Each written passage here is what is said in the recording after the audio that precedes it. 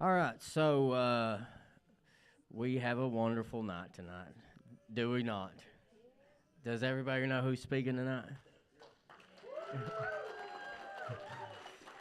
Well, for those who don't know, Mr. Jesse Cavett is our guest speaker tonight. uh, so what a wonderful night, you know what I mean? He's that guy in the back in the green shirt with the Grinch-looking grin on his face. I'm just kidding. I'm just kidding. He's worried to death because I'm standing up here with a microphone. So, and so am I. But anyway, so it's going to be a good night. Let's see. Is there anybody else besides this man right here that I'm thanking for that delicious grub? Never heard of her. I'm just kidding. What's her name? Debbie. All right, let's thank Debbie and Kenny Eisenhower, Larry Helton, Vanessa Dennis. Anybody else? Sean and Uchi's here tonight too. So let's thank them for that delicious grub. The pulled pork sandwich with the coleslaw on top of it was top notch. Top notch. All right, and Daniel Messer, how do we get that stuff? For those of you who don't know, he said, get what? Yeah, the box. Yeah. So we have a donation box in the back corner back here as you go out the door. Anything helps. Spare change, dollar bills, $100 bills. Do they still make $1,000 bills? Man. Well, somebody got me the other day, man. I'm just kidding. But anything helps, and that's how we keep things going here at Celebrate Recovery. So that song, I know the live stream guys didn't hear it, but Love is Fierce. Your love is fierce. I was thinking about all week this week how love is. You know, there is so many different types of love to me. I don't know if it's like that to you. You have love for your child, love for your brothers and sisters. You have love for your friends. You have love for your mother and father. And they're all a little bit different, you know. It's all love, but they're all a little bit different. But there is nothing like the unconditional love of God. You know what I mean? When you get that, there's nothing like that, you know. And I've been thinking about that all week. That's why I played that song. You know, I love Jesse. That's not hard for me to say. I love that man. You know, I love Vanessa. I love Kenny. You know,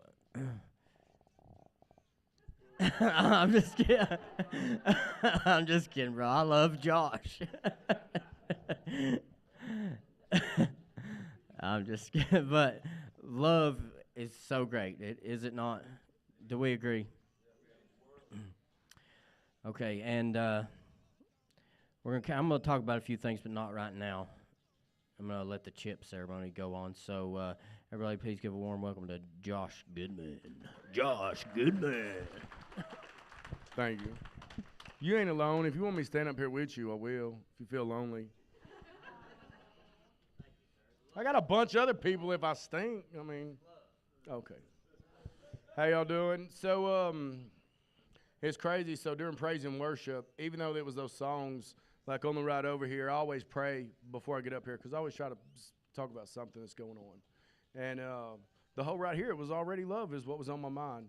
And look, I don't remember exactly all scriptures where it's at, and I'm not going to chop it up. But it talks about how Eric, no, he does not. I know this dude. He doesn't either. If he did, I'd asked him. But it talks about how all the other laws, but the greatest law is love, you know?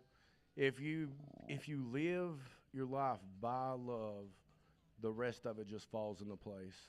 Man, it truly does. If you do everything you do out of love, it all falls into place. You know, it really does. And sometimes we got stuff that goes on. You know, life happens. You know, we make mistakes.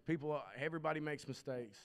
But when they do make a mistake, as a church, we need to quit kicking each other, man. That's a hard one right now that I feel hard. Let's quit kicking each other while we're down. Let's reach down and pick them back up. You know, let's stop stomping our brothers and sisters in the head for making a mistake. Boy, look, the Holy Spirit on top. All right, I'm going to do these chips for us before I really start talking.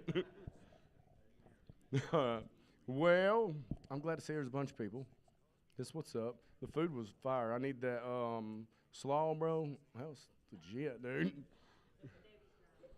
Debbie made the slaw. He didn't make the slaw. Debbie did. You made that? Oh, that's what's up. You use the gas to go get it. It's fine. All right, so we're going to go step in our chip ceremony. Oh, J-Cat, what's up? Miss you, fellas. Man, I'm real fast. Man, I really did enjoy getting to go talk to them guys that day. Like, you know, I got to see them Sunday, and I was, you know, what's up? How y'all doing? Da, da, da. Man, that's what it's about. It really is. We got to come together. That's it. Come together as a whole. I really think like God's moving on that. He for real is. It's not just here. It's all over the place. It's everywhere. He's pulling us together as a whole church. These labels is really what's killing us. In the end, we're all Christians. It don't matter if you're a Baptist, a Methodist, a Pentecostal, whatever. I grew up in a black Pentecostal church. I'm a little louder than most. You know, I'm a little bit louder than most people. But, man, in the end, we're all Christians. That's the baseline of all of it. We're all Christians. We all believe in God. He saved our life, and He continues to save our life every day. At least for me, every day. I struggle every day. Every day. So let me do these. So do we got any first-timers? Whoa. Oh, we got, never mind.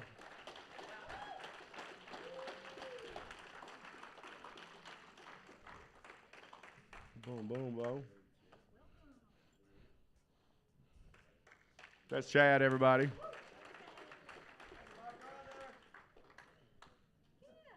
Hey, that's what's up. Stepping it up, bro. That's going to help me, too. Y'all don't know I messed up, so he started putting it on the wall. It's cool. All right, we got 30 days. No 30 day. 60 day. Yay. This is my boy right here. He's a big old baby, but that's my dude.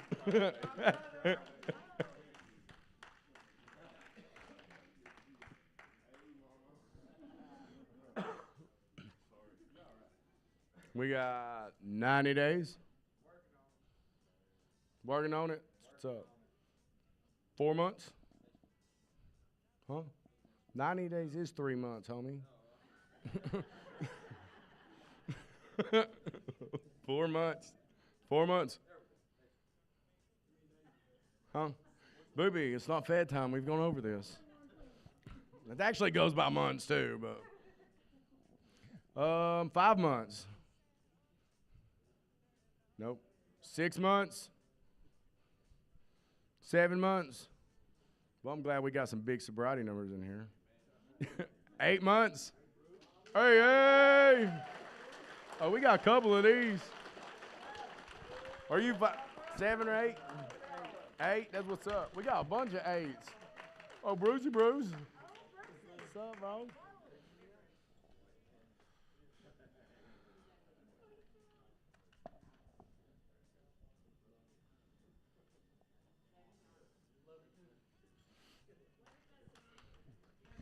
I mean, I'm going to say, I've kind of seen pieces of y'all's little story thingy, you know. I'm new to being up here to Newport. I came with this guy one time, a long time ago, to some church way in the middle of nowhere. There was like 7 people there. It really was. Oh, that's it, Cosby. Cosby's where we were, fellas. But, man, to see 2 brothers like that, man, I talked about last week. We went on my older brother. My little brother's out there struggling.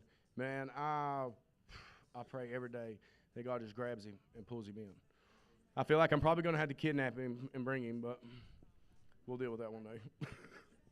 Allegedly, sorry. 9 months. Anybody got 9 months? No, Bryson. 10 months. 10 months. 11 months. A year. Year and a half. 18 months. 2 years. Anybody got multiple years? Nobody standing up. Okay, so everybody come back and get a picture. But before Jesse has a heart attack. Joey, oh boy. Oh, I'm going to hear that later. I didn't mean to cuss you like that, bro. Yeah, let's make sure we don't step near whatever that is.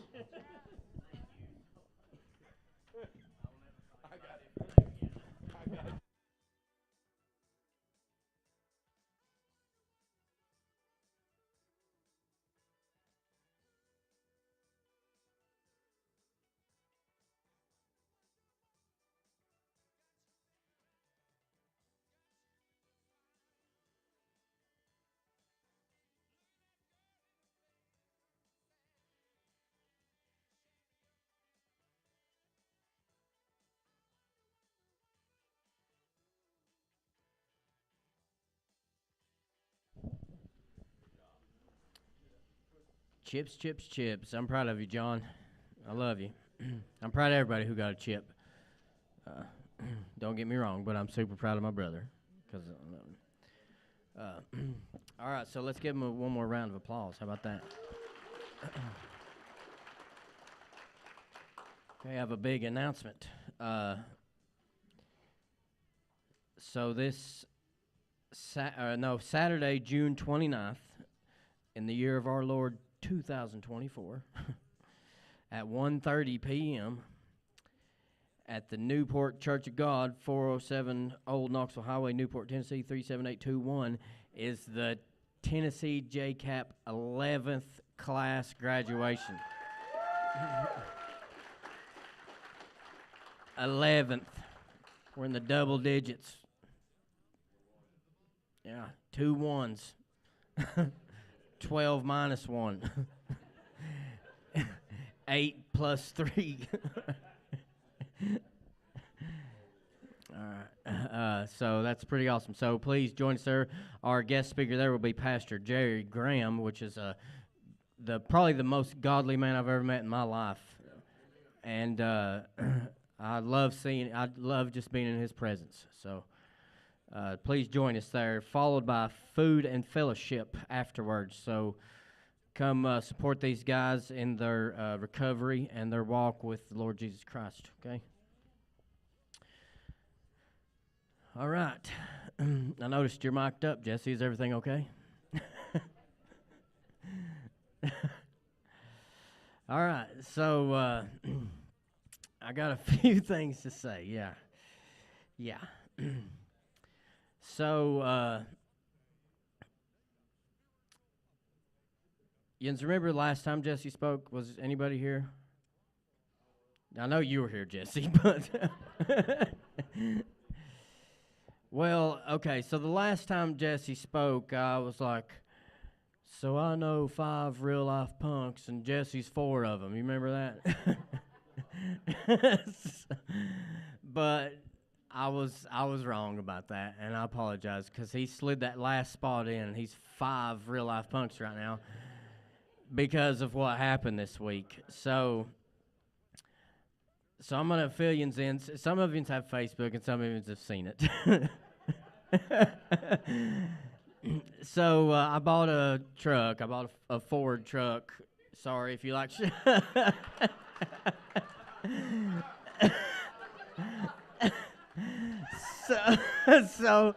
So I made this picture as a joke with Aaron Shropshire, and somehow Jesse Cavett got a hold of it and posted it on Facebook. So I have a really good phone, and I can cut my head out of pictures and put them on another, and that's what I did. Some people really thought it was me. They really did. Actually, Miss Jackie asked first, so sorry. What size shoe you wear?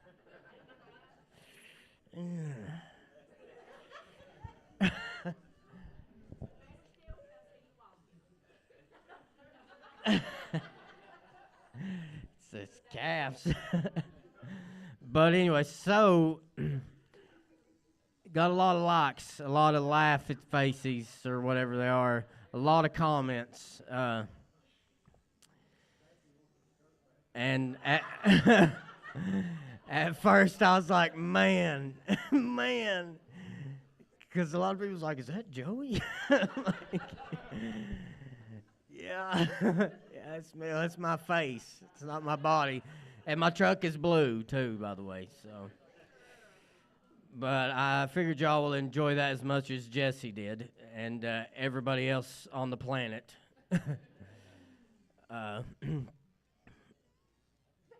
So, thanks, Aaron, for letting him get a hold of that. Never again, buddy. Never again. Driving a Ford changes a man. It does. All right. Anyways, I was saying earlier, I love Jesse. I do. I love Jesse. And I've told many of the JCAP guys this week that I have the utmost respect for that man, too. The utmost respect.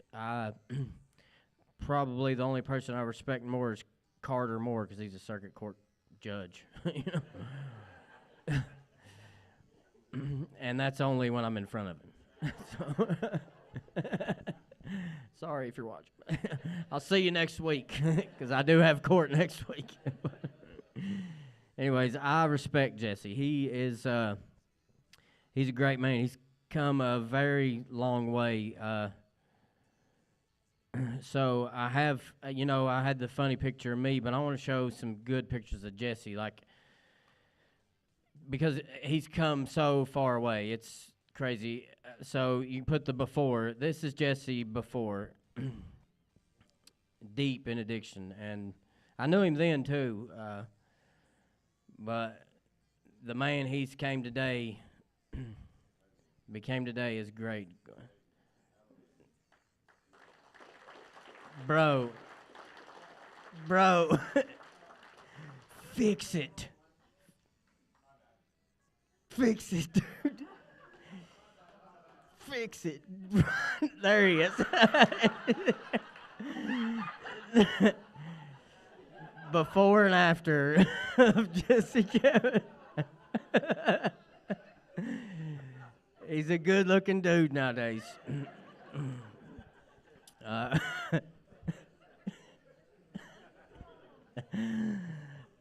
Oh, goodness. I'm glad we can have fun here, I joke with Jesse, and he jokes with me because we're friends and we love each other. If you can't joke with your friends, you're never really friends in the first place. You know what I mean? I love you, Jesse. So everybody give a warm welcome to Jesse Cabot.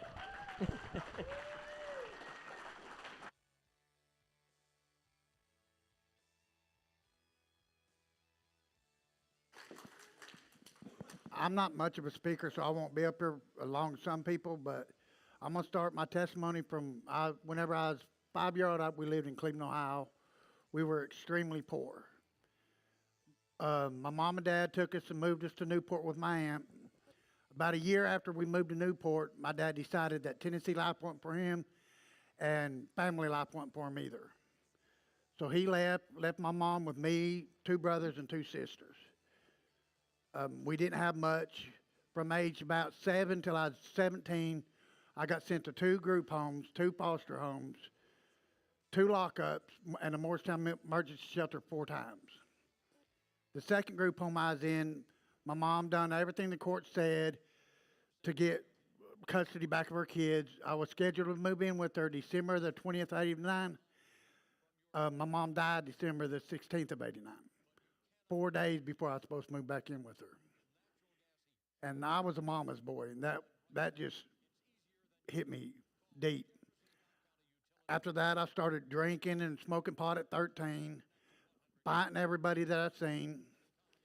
Whenever I turned 19, I graduated high school and joined the military. And if you've ever been in the military, there's only one thing to do if you're a single soldier in the military, and that's drink. I became a real bad alcoholic, started messing with LSD, shrooms. After 3 years, I got out of the military, moved back to Newport, met the woman that's the mother of my kids now.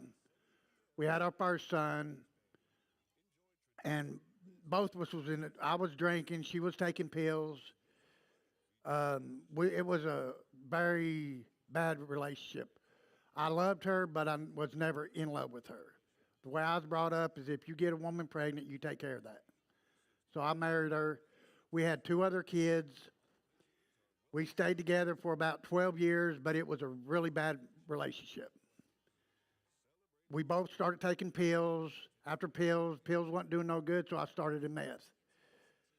I spent from about 30 till I was about 42. I probably spent 75% of that in the Cocke County Jail. The last time I was incarcerated for 2 years.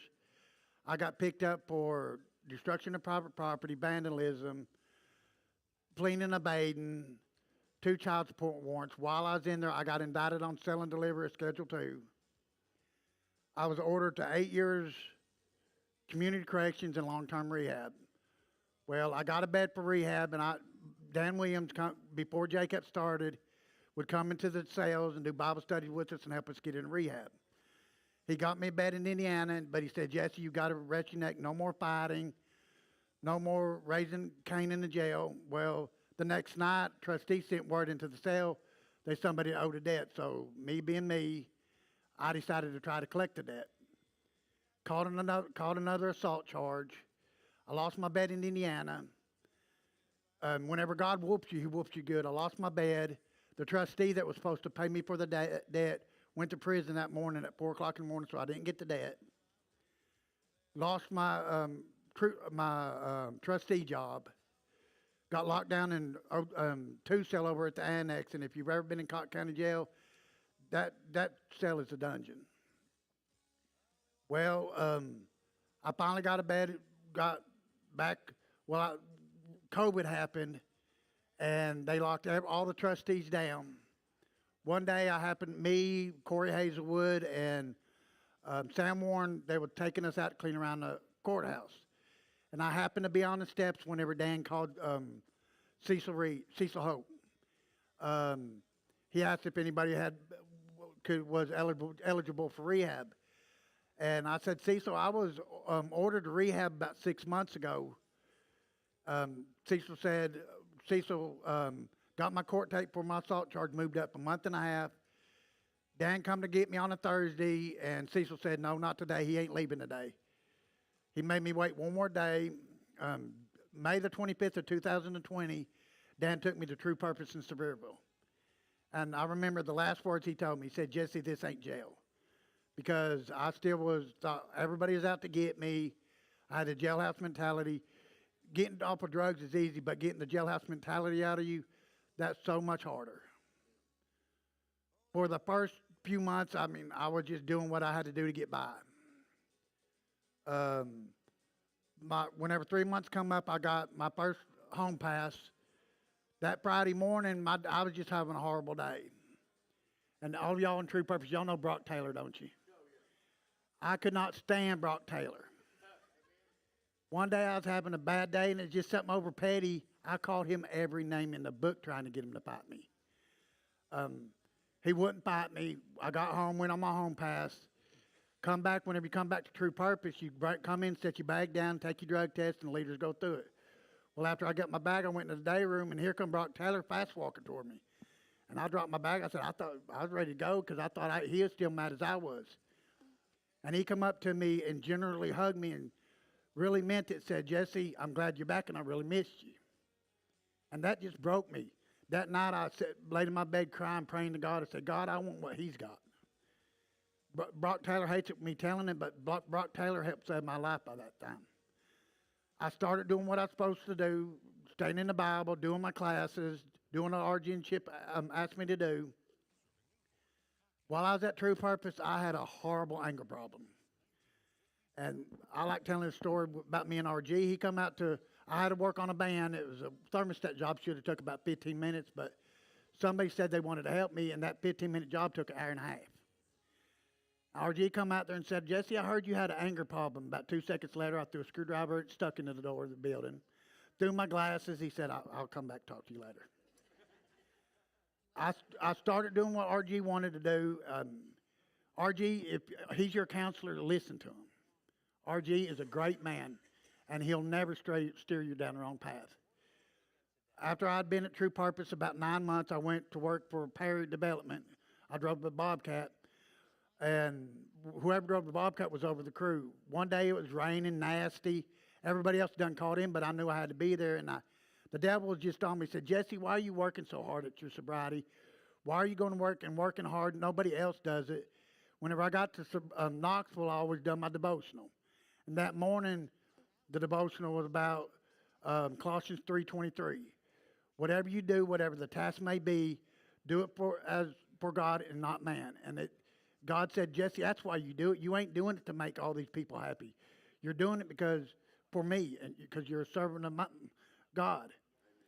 After that, I've tried everything I do. I try to do it as God wanted me to do it. I stayed True Purpose, graduated May the 25th of 2021. Got my above and beyond November the 8th of 21.